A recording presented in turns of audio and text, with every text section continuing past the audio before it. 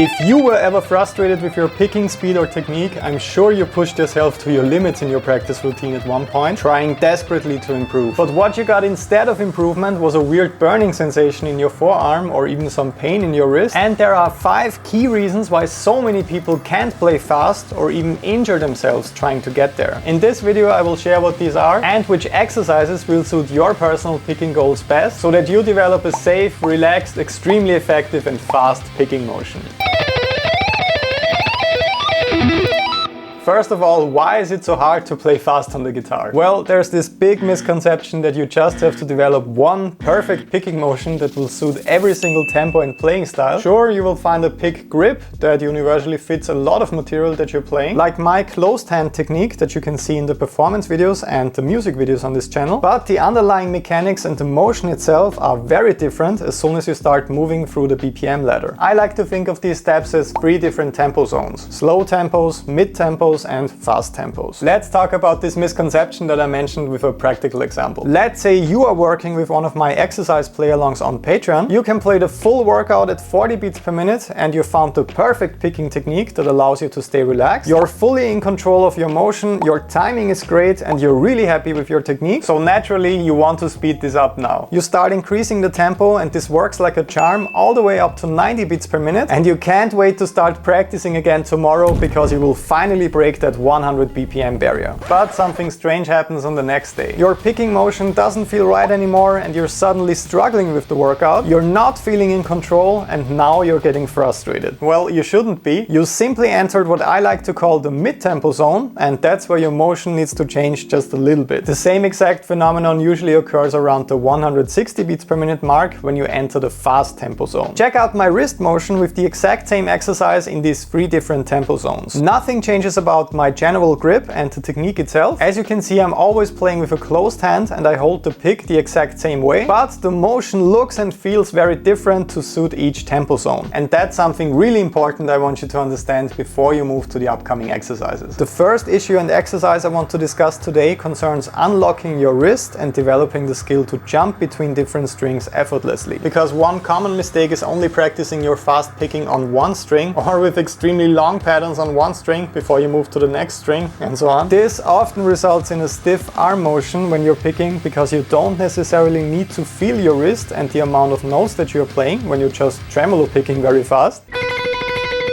But as soon as you have to play more intricate mixed group patterns on multiple strings, like playing 2 notes on one string, 3 on the next, 5 on the next, and so on, you will feel completely stuck with a stiff arm motion like that. You will generate tons of unwanted noise, you will graze the surrounding strings with your pick, and the closest way I can describe the feeling of this personally is trying to play fast and virtuosic on the guitar, but you're wearing a boxing glove on your picking hand. So you're playing with this clunky and brutal fast motion and you don't feel all the necessary details like the amount of notes you're actually playing or the picking angle changes you need to perform in order to effortlessly or even gracefully switch between the strings. So in order to help with unlocking and activating your wrist for fast picking, here's an awesome sounding exercise for you.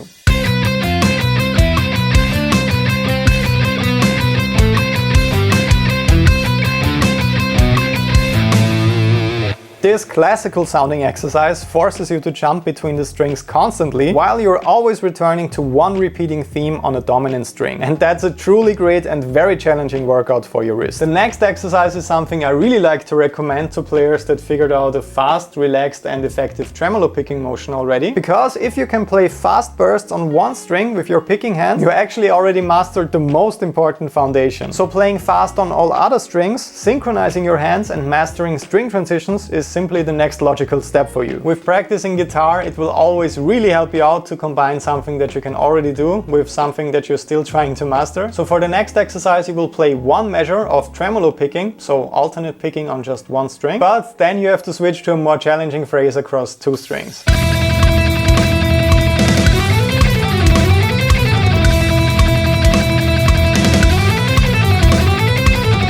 When you practice this, make sure that both measures feel almost exactly alike with your picking hand. Try to really build and shape your alternate picking motion out of the fundamentals that you established with your tremolo picking, and I promise you will be surprised by your fast progress. As always, you can practice this together with me every single day from now on. Just make sure to download all of the really helpful extra files for this video that I made especially for you on patreon.com/BERNTH, like the exercise play-alongs, tabs, guitar profiles, backing tracks and much more.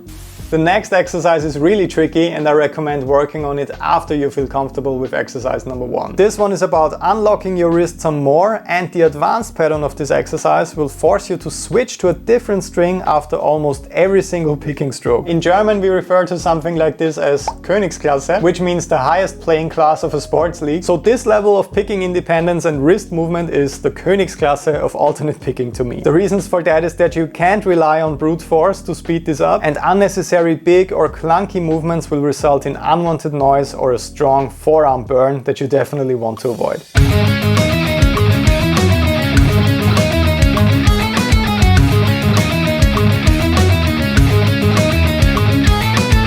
While it might not look too tricky, the devil is in the details right here, and you will know exactly what I'm talking about when you try this for the first time. The constant, really difficult picking transitions make this one a worthy contender for a daily place in your advanced picking exercise block. So let's get back to the 3 tempo zones I mentioned earlier and how you can actually incorporate this in your daily practice routines. The way I work on this at the moment is by combining different speeds in my workouts. So not always playing very slow or very fast exclusively. I like to mix different groups so that I can switch between them fluidly in a practical context when I'm actually playing music. This is another big practice mistake when it comes to picking technique. You definitely don't always want to stick to one specific note value or one specific tempo zone with your workouts. You will need to actually combine them at one point in your practice routine so that you can play amazing and really impressive bursts of 16th note triplets followed by tight and controlled 16th notes or 8th notes, for example. And you won't be able to do this when you always just work on one note value exclusively in your practice routine. So let's do that right away with exercise number 4. With this one you have to combine fast bursts with mid-tempo picking, and there's no break or rest between those two groups.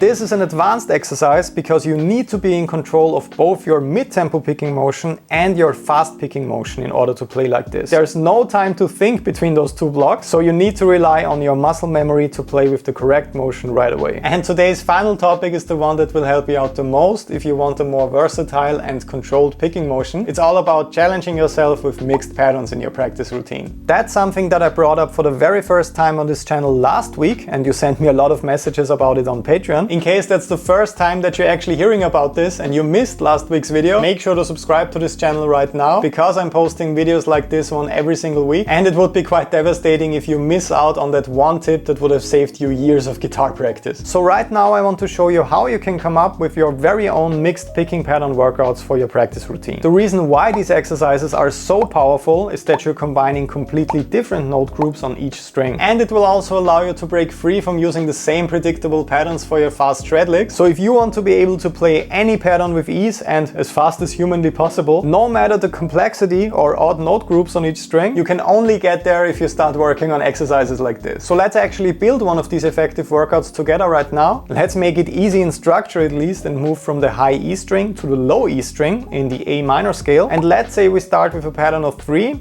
then we play a pattern of 2, then just one note, then 5, then 2 again, and then 3. After a bit of experimentation, I came up with this custom exercise.